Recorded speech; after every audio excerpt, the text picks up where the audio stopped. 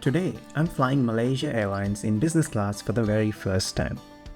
My journey on the Airbus A330 takes me from their hub in Kuala Lumpur to Melbourne. I'll take you through the highlights of flying Malaysia Airlines, the service, the food and more. But there was a big disappointment too. As always, at the end I'll show you how I booked this flight entirely with points. So let's get started. Today's video starts at Kuala Lumpur International Airport's Terminal 1, which is the hub for Malaysia Airlines.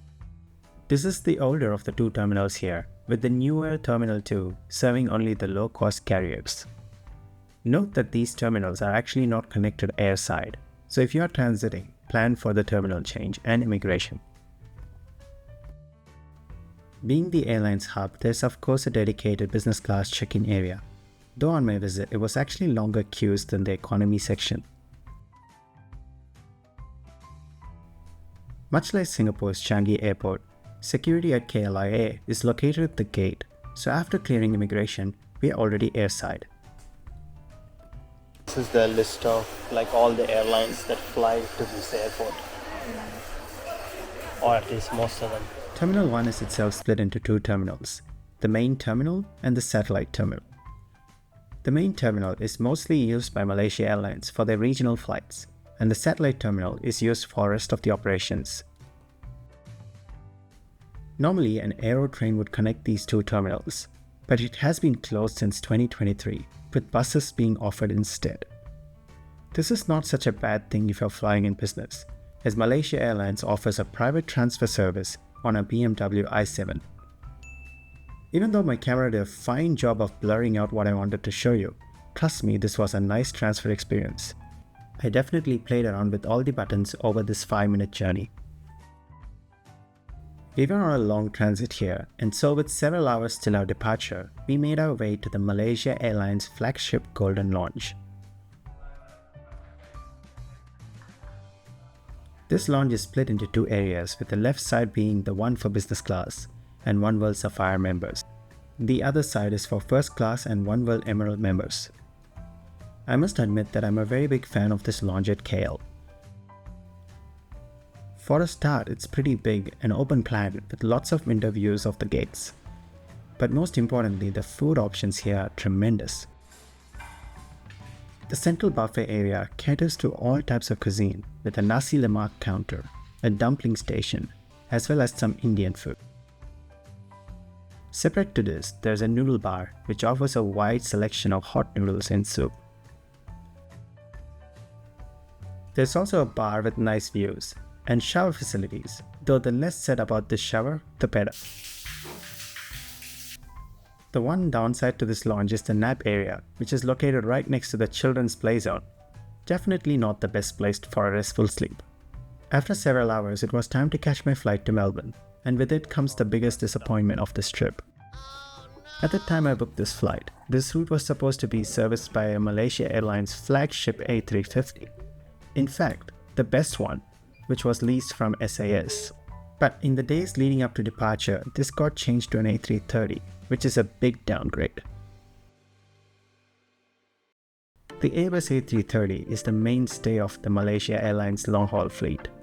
These are very old and are being progressively replaced by the A330neos. The cabin features 27 seats in business class, which alternate between being 4 seats across and 5 seats across. Hello, 6A, this way please.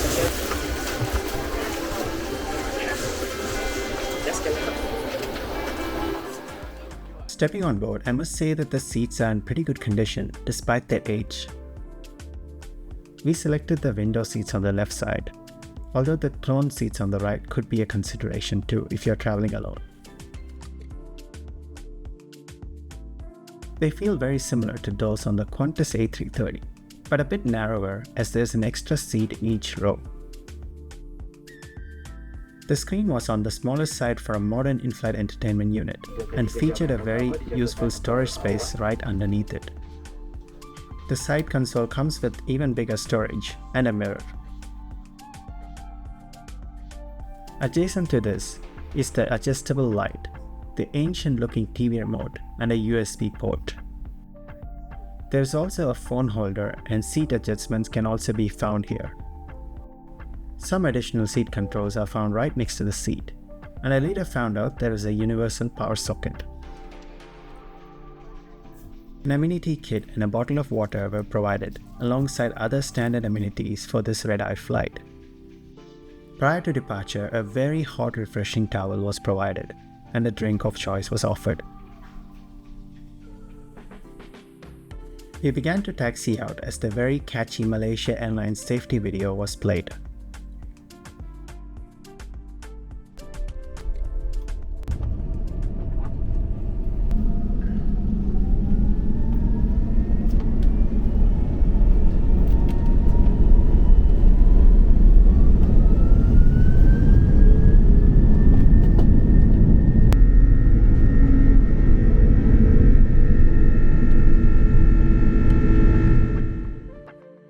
Today's flight time is about 7 hours and 45 minutes, and it's time to pull out the menu for this flight.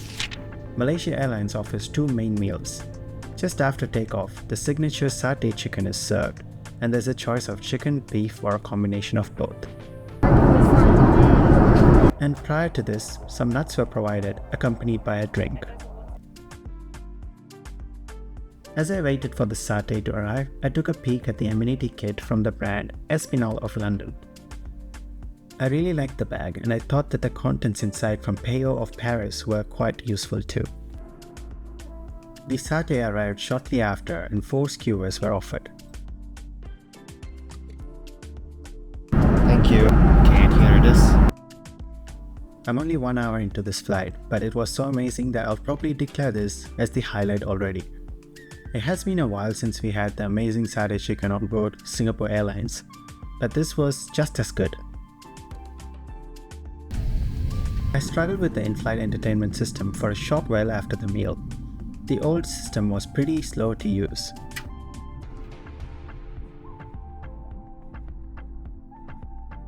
The remote provided made it slightly better, but I gave up as I was too tired. Speaking of which, a mattress topper was provided and the seat reclines fully flat.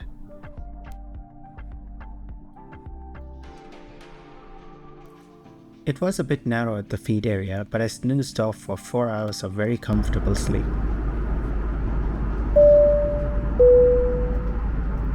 I was woken up by the crew about 90 minutes before landing for breakfast. And so it's time to pull out the tray table again for one last time. To start with, a selection of fruits and bread was offered.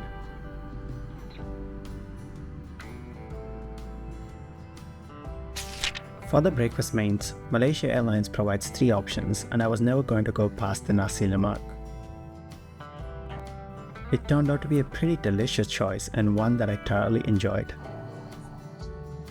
How's it?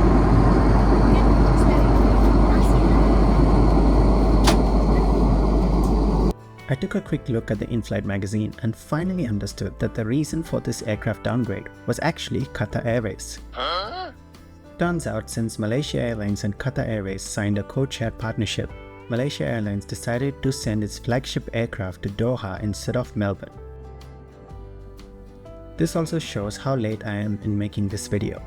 In fact, MH recently debuted its new A330neo on the Melbourne route, and I can't wait to try it out soon. Final thoughts on Malaysia Airlines. I reviewed their economy class product last year, and I must say this is a very big step up even on an older aircraft. I really liked the ground experience at Kuala Lumpur, with a private transfer and amazing lounge facilities on offer. The meals on board as well as the service was top notch. Considering their shift to the new Airbus A330neo soon, I can only imagine this experience getting better in the near future.